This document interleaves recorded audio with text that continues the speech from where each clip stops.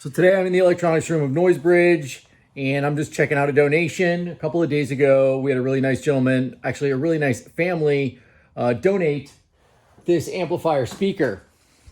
It's a bit dated, but it's still in really good condition. The gentleman mentioned that, of course, it still plays, but after a certain amount of time, the unit goes down and the speaker stops working. So he thinks it might be the tubes inside. So what we're going to do is we're going to take it apart and look to see if we can't figure out what's going on the board. Coming from another country, it's 220 volts. Had a very interesting plug, of course. So I've changed the power wire, and we're going to see what we can do as far as just do a board examination and see what we can see inside this nice unit.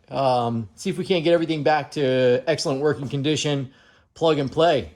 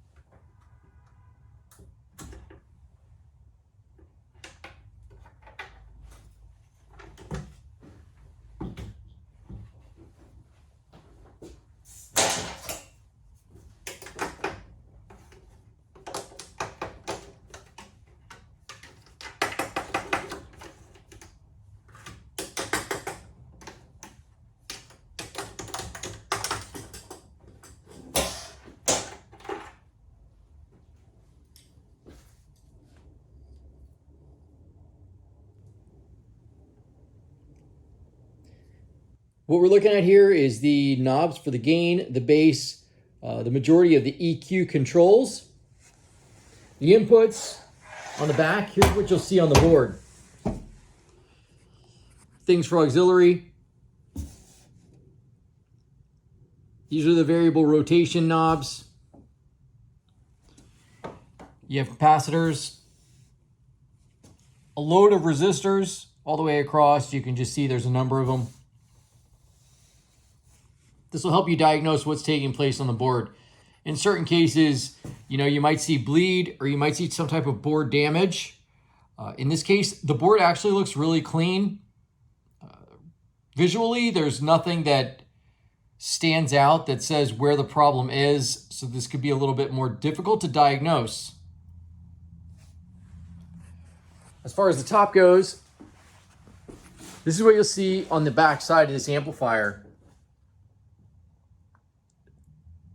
On the right side of the screen, you'll see the auxiliaries for the line output, the returns and the send. In the center there, minimum 4 ohms, that's going to be speaker outputs. You got headphones, and of course the power and the fuse included. We go around to the back. All the way to the right of the screen, that is the main power source for the amplifier. These two purple things that are fairly large looking tubes, those are capacitors. and you have a number of small capacitors in this area here that are blue. This is the backside of the auxiliary, and then these little brown guys right here, these are all resistors. Coming into this area here, you know, these could be, that's a coil. These are voltage regulators. At least that's what I believe they are. And I believe these are going to be diodes. Again, when looking at the board, you don't see anything significantly damaged. It's a fairly clean board. There's nothing right off the top that says where it is. Sometimes you can see things that have been overheated or burned.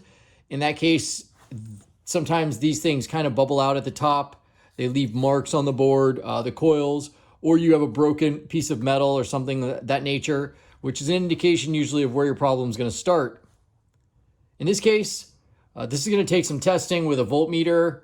You're just going to have to get in there and figure it out. We're going to have to power it on, see possibly what goes on and off before we start changing any parts.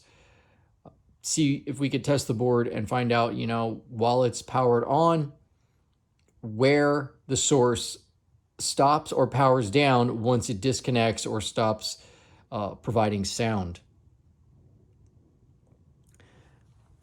That being said, this is fairly new technology to me. This is the Carlsbro, manufactured in England. Carlsbro is something that I've, of course, seen for the first time, and this is it right here. So, Carlsbro Cobra 90 bass.